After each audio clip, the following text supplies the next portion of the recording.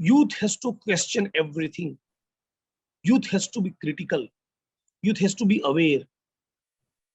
Youth has to be participating. इस democracy में youth को पार्टिसिपेट करना होगा.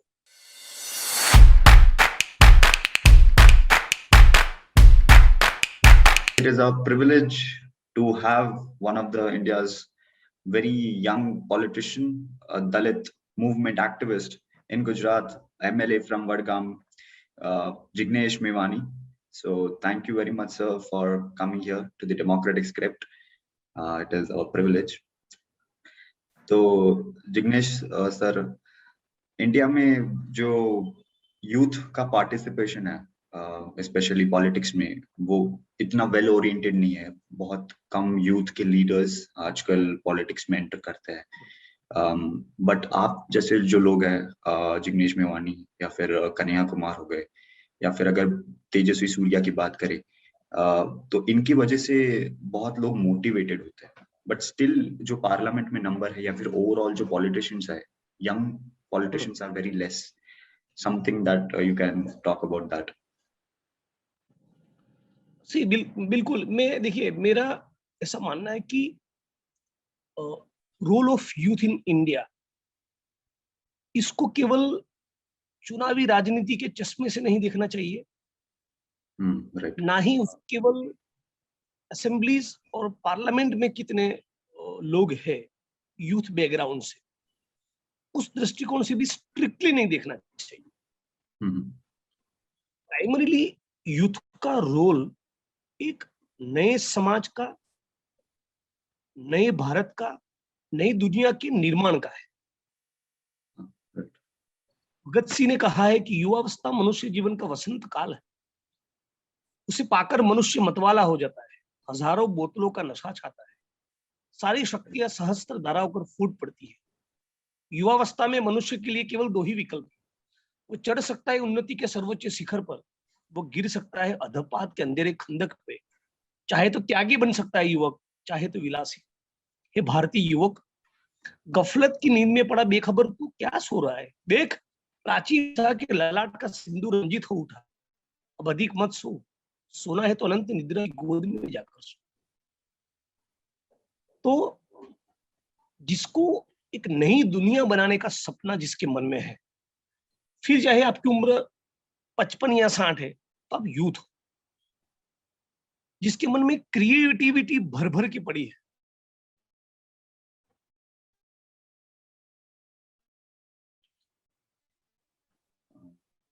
जिसमें इनोवेशंस है, करने का, डिस्कवर करने का, एक्सप्लोर करने का जिसके अंदर जज्बा है, वो यूथ है. यूथ केवल नंबर या एज का मामला नहीं. आज जो भी व्यूअर्स इस वीडियो को देखेंगे, मैं जब भी इस प्रकार के रोल ऑफ यूथ, इस प्रकार की किसी चीज पे बात करने के लिए जाता हूं, ये लोग मुझे इनवाइट करते हैं, तो जनरली उनका एक्सपेक्टेशंस ये होता है कि मैं बेसिकली अनएम्प्लॉयमेंट के सवाल पे बोलूं. तो बेरोजगारी बहुत है आज, बहुत एक बड़ी समस्या के तौर पे बेरोजगारी हमारे सामने उभरी है. 45 साल का रिकॉर्ड बेरोजगारी के सवाल ने तोड़ दिया. लाखों करोड़ लोग, इनफैक्ट मैं कहीं पढ़ रहा था, 30 करोड़ के करीब लोग भारत में बेरोजगार हैं. 30 करोड़. तो there is no doubt that unemployment is a major issue. बेरोजगारी अहम सवाल है इस मुल्क का. उस मुद्दे को तो लड़ना ही चाहिए, लेकिन साथ साथ बात केवल वहां कन्फाइन न हो. मैं हमेशा दलित मूवमेंट के साथियों से मेरा डायलॉग होता है कि कभी कभी हम लोगों की बात एट्रोसिटी या आरक्षण के इर्द गिर्द घूमती है और वहीं खत्म हो जाती है. यार, ऐसा भी कोई दलित लीडर हो जो इकोलॉजी और एनवायरनमेंट पे बात करे, इकोनॉमी में बात करे, गालिब और फेस की कविता पे बात करे, राइट? तो यूथ का मतलब ये होता है कि आप ऊर्जा से लबालब हो, आप में क्रिएटिविटी है, नया कुछ करने की चाहत. अब यदि ऐसा यूथ है, उतनी ऊर्जा जनरेट करेगा ना, मैं नहीं मानता कि फिर उसके लिए पार्लियामेंट या असेंबली में जगह ना हो. डेफिनेटली फिर उसके लिए पार्लियामेंट और असेंबली में जगह उसके लिए भी बनेगी. हाँ, इस वक्त जो चुनावी राजनीति की जो सारी पार्टियां हैं, उनके जो सीनियर लीडर्स है, उनका पार्टी और पार्टी के सारे ऑर्गन्स पर इतना, और पॉलिटिकल क्लास का भी स्टेट के सारे ऑर्गन्स पे इतना ज्यादा कब्जा है सीनियर्स का, कि युद्ध के लिए उतना आसान नहीं रहता स्पेस बनाना, लेकिन वो थोड़ा आपको लड़के झगड़ के कुछ आंदोलनों को जन्म करके ऐसी कुछ चीजें आपको करके और पॉलिटिक्स में आना चाहिए।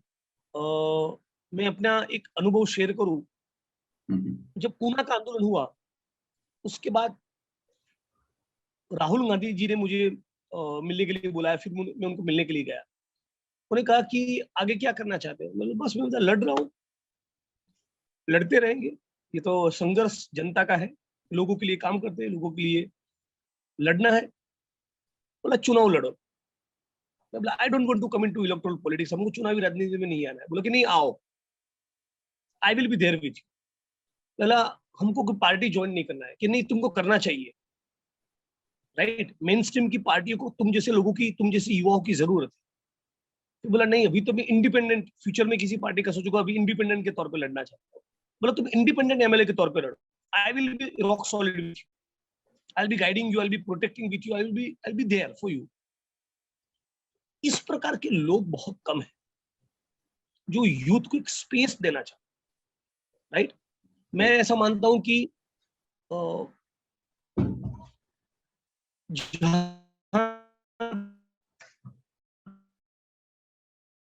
तक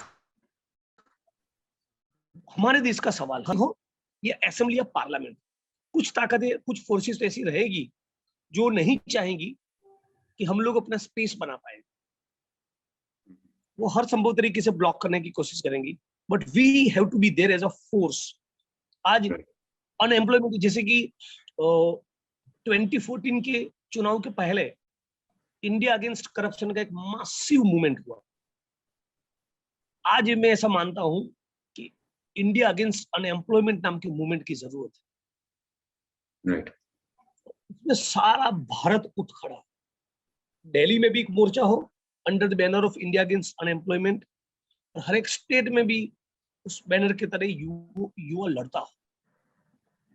मैं चाहता हूं कि यूथ कविताएं पढ़े, कविताएं लिखे, उसमें क्रिएटिविटी हो, आर्ट गैलरीज में जाए, पेंटिंग की कला को समझे। कि यूथ को केवल ये सपना नहीं होना चाहिए कि एमएलए बनूं या आईएएस आईपीएस बने।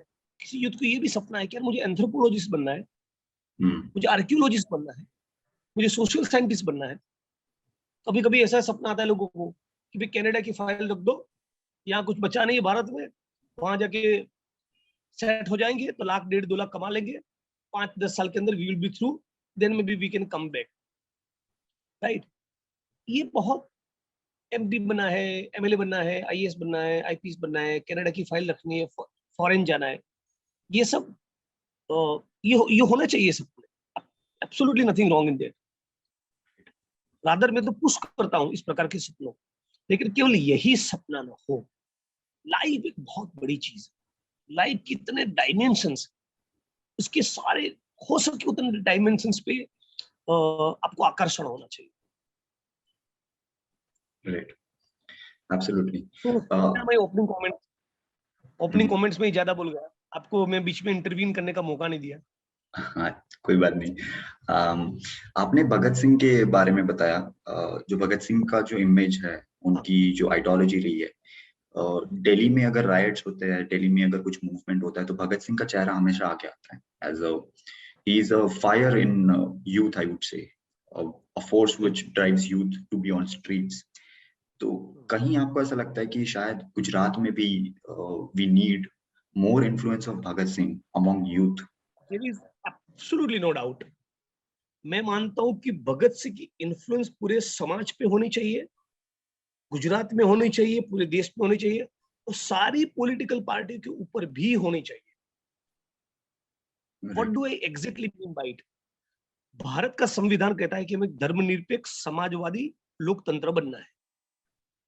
You to be a socialist republic. ठीक है, अभी अभी जिस प्रकार की सरकार है उसके चलते समाज में कम्युनल डिवाइड खड़ा हो, हिंदू मुस्लिम भारत पाकिस्तान, हिंदू मुस्लिम भारत पाकिस्तान। उसके चलते पेट्रोल महंगा, डीजल महंगा, दाल महंगी, शिक्षा महंगी, चिकित्सा महंगी, दाल, सब्जी, किराना, एक एक चीज में महंगाई इतने चरम पर पहुंच गई है, जो जिस चरम पे बेरोजगारी पहुंच गई। लेकिन ये महंगाई और बेरोजगारी की बात युवा ना करे, उसके लिए एक सोची समझी साजिश के तहत, एक प्रोपेगेंडा के मैकेनिज्म के तहत रोज सुबह उसके व्हाट्सएप के ग्रुप में कुछ कम्युनल कंटेंट भेजा जाता है, राइट? Right. उससे बचना और उससे बचकर हमें किस प्रकार के भारत का निर्माण करना है, उसकी क्लैरिटी में Bhagat Singh can help a lot. Right. यार वो आदमी 19 साल की उम्र में अछूत की समस्या, अनटचेबिलिटी पे निबंध लिखा है, 23 साल में फांसी चढ़ गया। मालूम है आपको, क्रांतिकारी जीवन के दौरान बड़ी मुश्किल से वो लोग जीते थे, चंदा कलेक्ट करके। उस जमाने में कहाँ कोई बड़े कंट्रीब्यूटर रहे होंगे, उनके पास तो कोई टाटा या बिरला था नहीं। वो जो छोटा मोटा चंदा आता था, उसमें से भी एक बार भगत सिंह अपने टीम के साथियों को, अपने कॉमरेड्स को, अपने कलीग्स को, क्रांतिकारियों को अंकल टॉम्स केबिन नाम की फिल्म देखने ले गए, राइट? यमुना में सबसे नौका विहार करवाया कि यार अभी फांसी के तख्ते पर तो झूलना ही है, आओ थोड़ा बोटिंग हो जाए, चांदनी रात है, right? He was that romantic, right? Bhagat Singh का नाम लेते थे बहुत बार युवा, कुछ युवाओं के मन में बम और पिस्तौल दिखते हैं। मुझे नहीं दिखता है, मुझे किताब दिखती है, मुझे किताब दिखती है। भगत सिंह के करीबी साथी थे शिव वर्मा, उन्होंने एक किताब लिखी है संस्कृतियां नाम की, राइट? Fabulous book. मैं मानता हूँ वो महान महान किताब, महान पुस्तक है। उसमें वो लिखते हैं, ये जो मेरा शर्ट है ना, उसका यहां से ये भाग, एल्बो से नीचे का भाग यदि खत्म हो गया, घिस गया भगत सिंह का, और घुटनों के नीचे का पायजामे का पार्ट खत्म हो गया, तो वो पायजामे का, घुटनों के नीचे वाला पायजामे का पार्ट काटकर भगत सिंह यहां लगाते थे। लेकिन उस परिस्थिति में भी उसकी जेब किताब अवश्य हो, Right. लेकिन उस परिस्थिति में उसकी जेब में किताब अवश्य रहती थी। That is Bhagat Singh. क्या लिखा है आज? मैं सारी पॉलिटिकल पार्टीज इसमें रिस्पॉन्सिबल है, सारी, आप नाम लो। जहां तक मजदूर की बात आती है ना, वो किस परिस्थिति में मजदूर जीता है, उसके श्रम से सब कुछ पैदा होता है, फिर भी वही चीजें जिसका निर्माण वो करता है उसके पास नहीं होती। Right. तो शब्द आज मैंने पहला है, या जो कंप्यूटर की स्क्रीन पे आप और हम बात कर रहे हैं, ये मोबाइल नाम का इंस्ट्रूमेंट जिस मजदूर ने बनाया होगा ना, शायद इस क्वालिटी का मोबाइल वो खुद इस्तेमाल नहीं कर पा रहा है। ये शर्ट जिसने बनाया मजदूर, इस क्वालिटी का शर्ट नहीं पहन पाएगा। तो आखिर क्यों? ये समझने के लिए भगत सिंह को पढ़ो, और इस असमानता और गैर बराबरी को दूर करने का रास्ता क्या, उसके लिए भी भगत सिंह को पढ़ो। भगत सिंह को मैंने जैसा कि कहा, बम और पिस्तौल के साथ जोड़ दिया जाता है। बम की संस्कृति नाम का एक निबंध उन्होंने लिखा है, पढ़ना चाहिए। तो कुल मिलाकर भगत सिंह का ये कहना है कि देश और दुनिया में जो श्रमजीवी वर्ग है, जो मेहनत करने वाली जनता है, जो मेहनत कश आवाम है, उसी के खून पसीने से एक एक चीज वस्तु का निर्माण होता है। वो जो मजदूर है, वो जो अंत्योदय है, वो जो आखिरी इंसान है, यदि वो आपको नहीं दिख रहा है, तो आपको भाई क्या दिख रहा है? Then you are blind, then you are indifferent and careless. तब तो आप खुद पैदा करो बाजरा खेतों में जाके 42 डिग्री में, या फैक्ट्री में 45 डिग्री में 14 घंटा काम करो, तब पता चलेगा कि इस मुल्क में, इस देश में, दुनिया में मजदूर होने का मतलब क्या है। Right. आज मेरा फ्रेम ऑफ माइंड ऐसा बन गया कि मैं यदि मैकडोनल्ड्स में गया बर्गर खाने के लिए, उसके गेट पे जो आदमी खड़ा है उसको मिनिमम वेज मिलता होगा कि नहीं, वो मैं पहले पूछूं। मेरे मत क्षेत्र में जल भवन है, वाटर सप्लाई डिपार्टमेंट का ऑफिस, वहां पानी के सवाल को लेकर भी मैं कुछ सबमिशन करने गया या किसी ऑफिसर को मिलने के लिए गया, तो उसके गेट के ऊपर जो सिक्योरिटी गार्ड खड़ा है,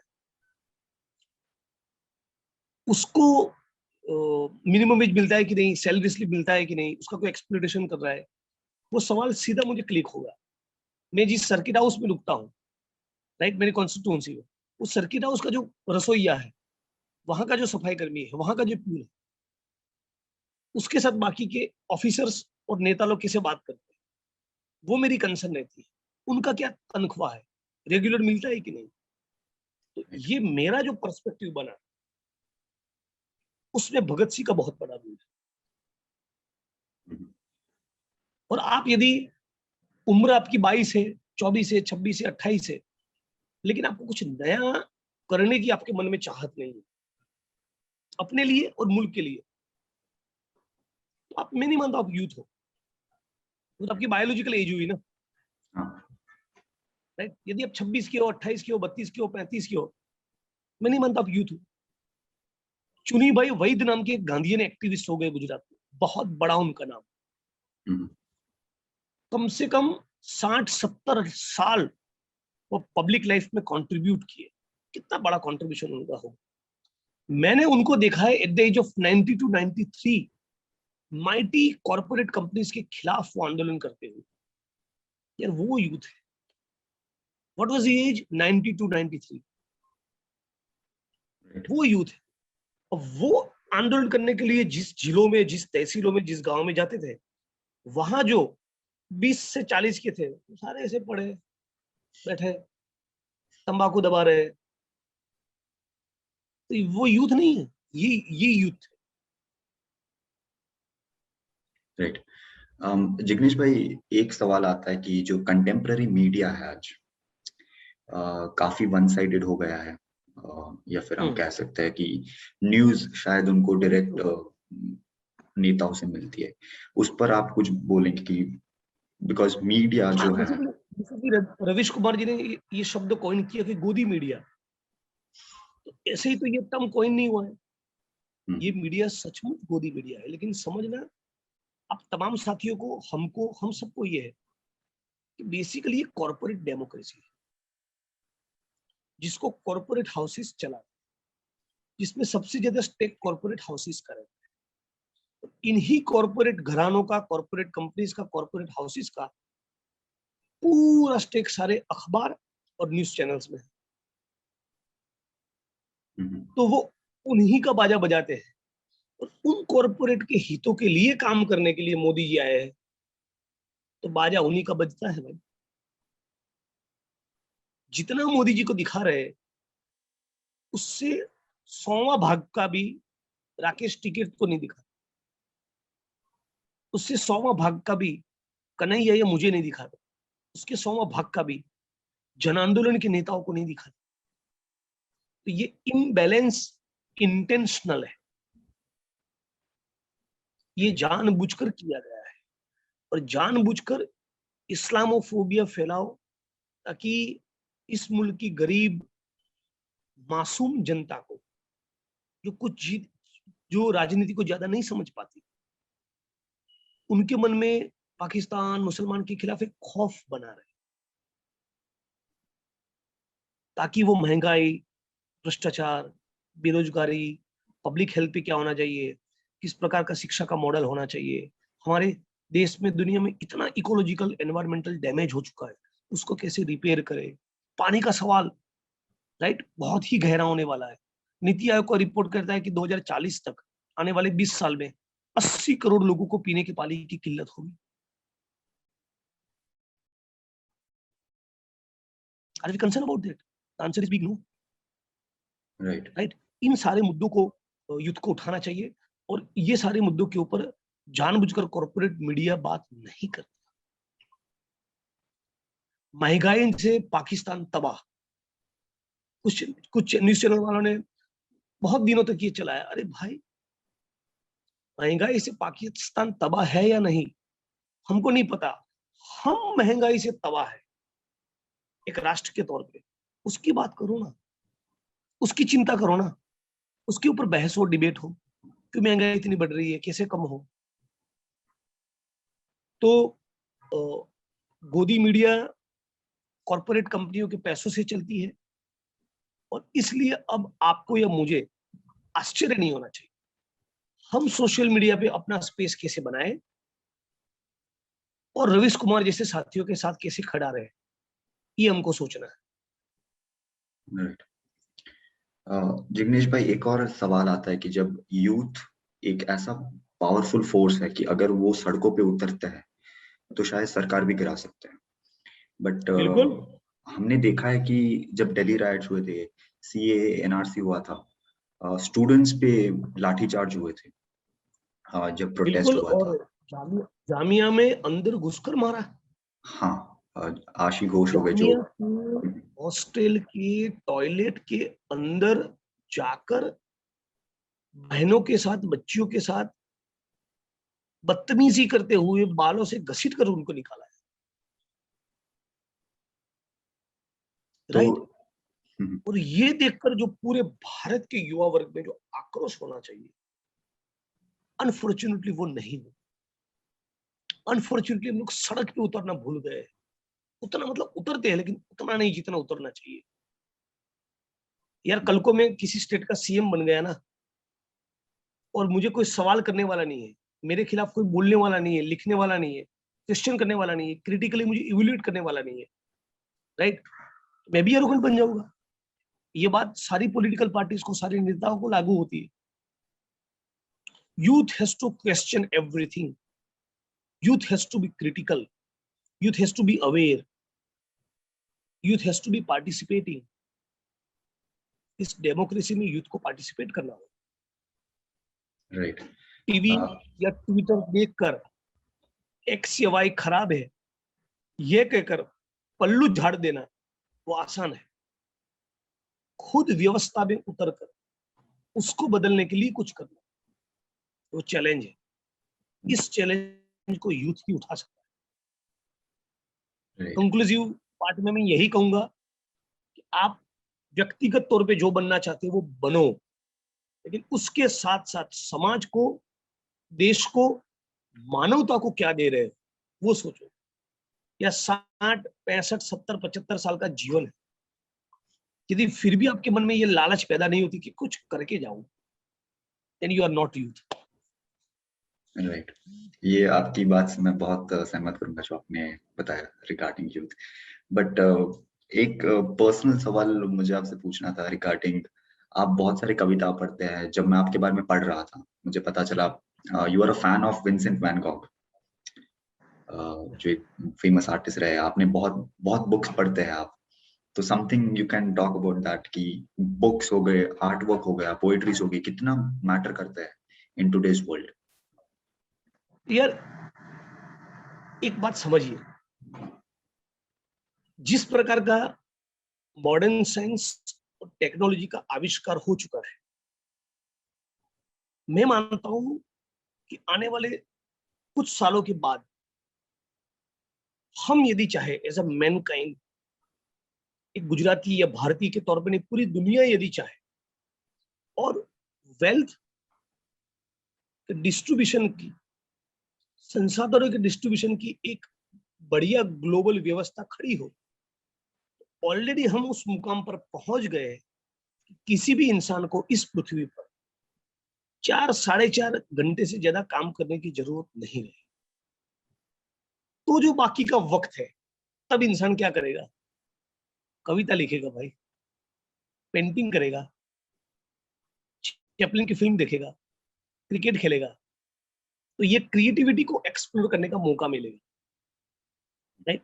लेकिन ये हो तब हो, अभी जो लोग कंट्रीब्यूट कर रहे हैं आर्ट्स के, थिएटर के, सिनेमा के, लिटरेचर के फील्ड में, उसको मैं सेलिब्रेट ना करूं, मेरी लाइफ बहुत ड्राई रहे। मैं सुबह उठा, खाना खाया, मतक्षेत्र में गया, लोगों को मिला, शाम को वापस आया, फिर दोबारा चुनाव कैसे जीतना उसका स्ट्रेस लिया, उसकी स्ट्रेटेजी बनाई। बड़ा बोरिंग लाइफ। मैं एसबीआई में क्लर्क बनाई, ऑफिसर बना, सुबह उठा 10 बजे ऑफिस में पहुंचा, बैंक के अकाउंट खोले, शाम 6:30-7 बजे तक। मैनेजर ने बोला कि रुको, 2 घंटा रुकना पड़ेगा बे, लाइन लंबी है। और 2 घंटा रुक गया, वापस आया, घर पे खाना खाया, बीबी से झगड़ा किया, प्यार किया, सो गया।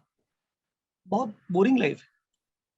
बिना कविता, बिना गजल, बिना शायरी, बिना cinema theatre, without this various forms of arts, और life will remain dry. Life में कुछ तड़का लगाना है, कुछ चाम चाहिए। मैं मानता हूं कि ये सब होना चाहिए। और विंसेंट वैन गोग की लाइफ पे इरविंग स्टोन नाम के महान रिसर्चर राइटर ने लस्ट फॉर लाइफ नाम का जो किताब लिखा, that's his biographical sketch on Vincent van Gogh by Irving Stone, must read. बहुत ही मतलब मेरी लाइफ को बहुत इम्पैक्ट किया इसके साथ। एक पेंटर इस इंटेंसिटी के साथ आपको उस कला में झोंक देता है, वो उसमें से आपको पता चलेगा। वो मोहब्बत भी किया तो पूरी इंटेंसिटी के साथ। वो एक क्लर्जी पादरी के तौर पे काम किया तो भी वही पैशन और इंटेंसिटी के साथ। वो पेंटिंग करना चालू किया तो उसी पैशन और इंटेंसिटी के साथ। जीवन, Van Gogh's life is nothing but passion and intensity. आपको पर्सनली तमाम जो सुनने वाले देखने वाले साथी है, आज और आने वाले दिनों में उन तमाम को अपील करूंगा कि डू रीड, पक्का पढ़िएगा लस्ट फॉर लाइफ। यदि आप गुजरात से है तो गुजराती में उसका अनुवाद है सड़कता सूरजमुखी। विनोद मेघाणी, जवरीचंद मेघाणी राष्ट्रीय शायर के सुपुत्र, उन्होंने उसका अनुवाद किया है। यश की धरोहर नाम की किताब आप जरूर पढ़िए। सुखदेव राजगुरु, उनके जीवन पर भगत सिंह सुखदेव राजगुरु के ही जो करीबी दोस्त थे, उनके क्रांतिकारी साथी, उन्होंने लिखा है। मान के चलिए आप और हम 5 साल हॉस्टल में साथ में जिए हैं, तो आपको कितना पता होगा मेरे बारे में, मुझे आपके बारे में कितना पता होगा। आप यदि मेरे बारे में लिखिए या मैं आपके बारे में लिखूं, बहुत ऑथेंटिक अकाउंट होगा। तो यश की धरोहर जरूर पढ़िए। ये दोनों किताब पढ़ने का मैं जरूर आपको रिकमेंडेशन करूंगा और कहूंगा कि गालिब और फैज को भी पढ़िए। एक आखिरी सवाल मैं पूछूंगा, फिर मुझे पता है आप बहुत बिजी रहते हैं मोस्ट ऑफ द टाइम। जो फोर फ्रंट हुआ है, बहुत सारे यंग लीडर्स जैसे कन्हैया कुमार, उमर खालिद, जो दिल्ली में जाते हैं और उनका एक बहुत बड़ा इन्फ्लुएंस रहा है। हार्दिक पटेल जी का भी बहुत इन्फ्लुएंस रहा था, पाटीदार आंदोलन हो गया या फिर इन जनरल दलित मूवमेंट हो गया। तो क्या आपको लगता है कि अब वो टाइम आ गया है कि सभी फोर्सेस को, एक जो फोर्स, यंग लीडर्स की जो फोर्स है, उनको एक फोर फ्रंट पे आना पड़ेगा? मैं ऐसा मानता हूं कि सारी पॉलिटिकल पार्टीज जो आज इलेक्ट्रो पॉलिटिक्स की गेम में है, वो तमाम लड़ने वाले लोग जो किसी पॉलिटिकल पार्टी के साथ जुड़े नहीं, वो एक्टिविस्ट, आंदोलनकारी और उनको फैक्ट्स, फिगर, डेटा, पर्सपेक्टिव देने वाले एकेडमिशियंस, इंटेलेक्चुअल स्कॉलर्स, वो इन सब का रॉक सॉलिड अलायंस नहीं बना तो आरएसएस, बीजेपी, मोदी, योगी को हराने के लिए बहुत दिक्कत होने वाली है।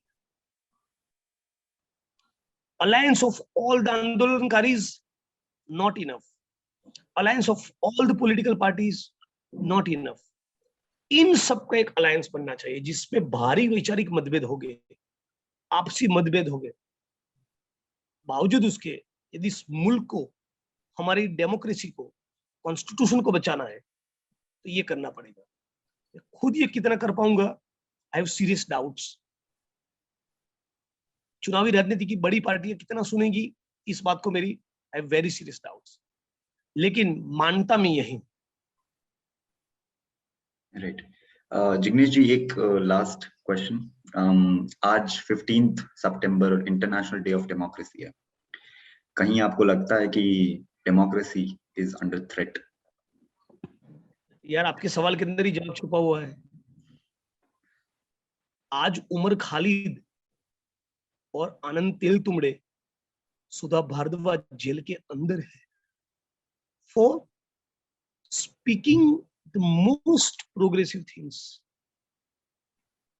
For upholding the Indian constitution.